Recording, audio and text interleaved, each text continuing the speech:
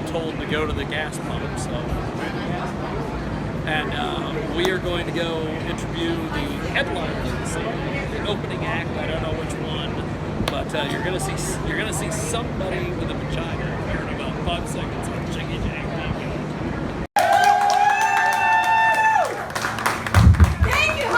Give it up for Anthony. Let him hear it. Woo! He's deaf in one ear. You got to do better than that. Let him hear it. There you go. It's good to look at all of you. You're such wonderful people. I've been told the first thing I should do when I hit the stage is dress the way I dress. Otherwise, some of you, I see the judgment trying to figure out what I'm going for. All right.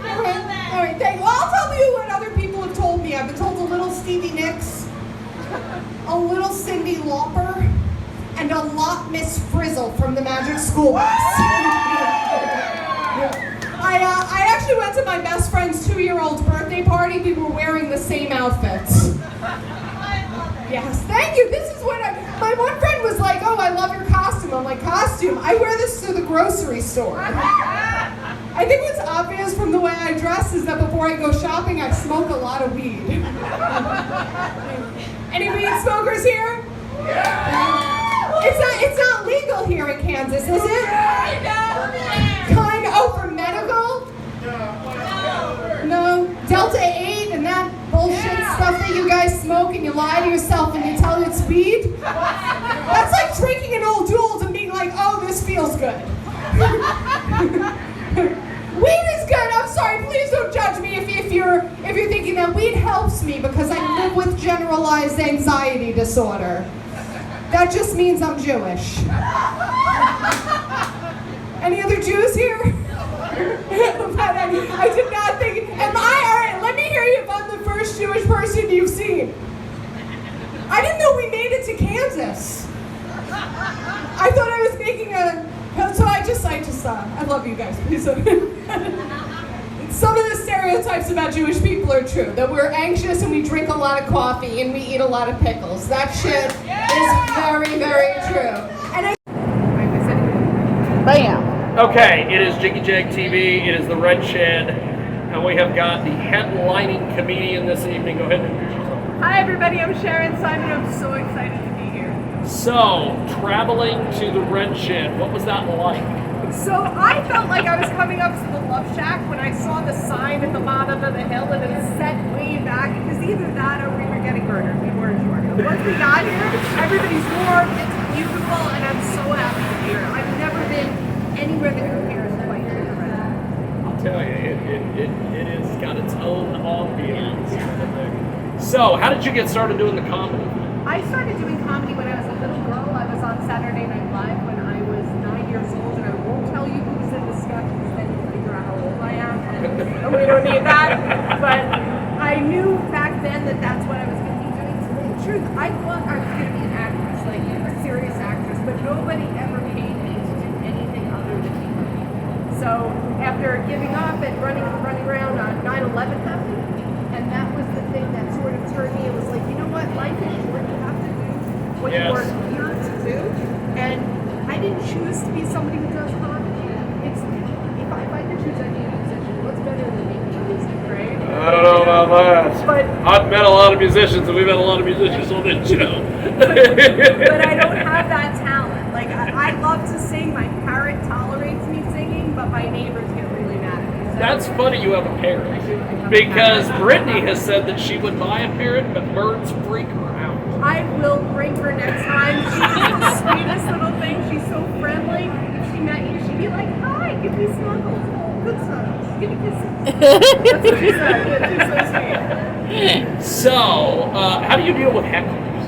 I don't mind, like, so you don't want a heckler ruining the show for everybody there. One person who just wants attention, it depends on the heckler. If I can, I shut it down quickly, but once in a while, you have a heckler where you have a little fun for a few minutes and then you move on. They don't scare me. Okay.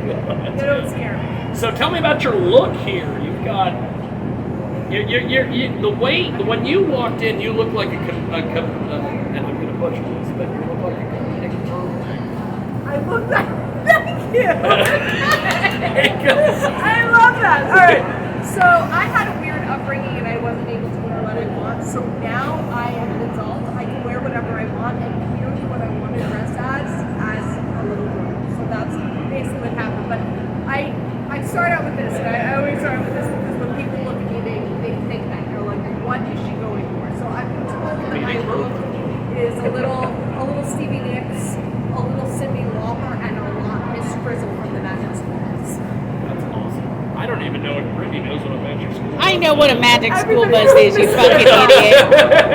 Miss Frizzle, she says, take chances and make mistakes. So these shoes. What is the deal with the These shoes? are my Doc Martens, my really old Doc Martens. They're vegan Doc Martens, so they Vegan look a little Doc different. Martens. Yeah. But That's awesome. I wish I'd worn sandals. Kind of hot. I probably should wear my Doc Martens. But nothing makes me feel steady on my feet like that. There's nothing like this conference. I love your glasses. Thank you. Those are Do you want to fantastic. switch? You know, I would probably just be blind. These are prescription. This would work out well. But I think those would go well with my Christmas suits at the Fourth of July. Oh my God. It's not just that, they're purple and your shirt is purple. And it's got my face on it. I know. So, traveling to the Red Shed, getting here to Kansas, what the hell was that like? It was so much fun. So our first stop was Nashville, and our second stop was Kentucky.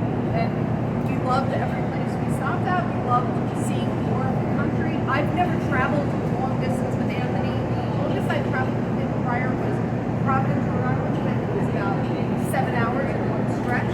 But it's been just an amazing trip. He's taking care of me like I'm a child, which I am. So it's been good. So, tell me a little bit about what we can expect this year.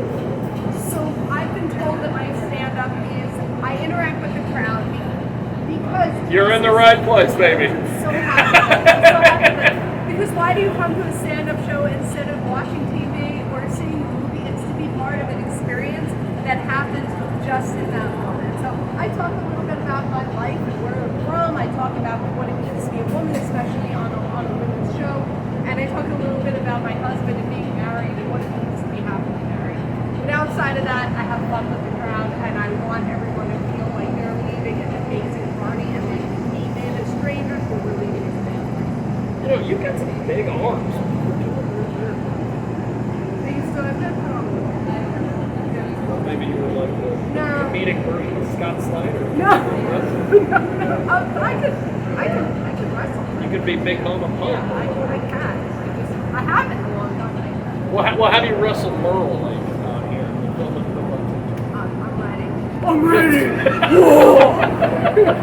So, before we let you go, how do we get a hold of you online and social media and all that stuff? So my website is Simon Says Laugh. My Instagram is Simon_Says Laugh. My YouTube is Simon Says Laugh. My name is Sharon Simon. You can find me everywhere using that. But also Simon Says Laugh. Hey, the radio industry has always hated Jiggy Jag, so Simon Says Laugh doesn't mean. Okay, that is Jiggy Jag TV.